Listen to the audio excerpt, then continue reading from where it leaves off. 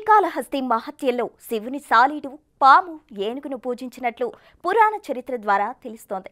నేడు మహాశివరాత్రి పర్వదినం రోజున నేరుగా ప్రధాన ద్వారం గుండా పూజా మందిరంలోకి ఊరపిచ్చుకు వచ్చి కూర్చున్న సంఘటన చోటు చేసుకుంది.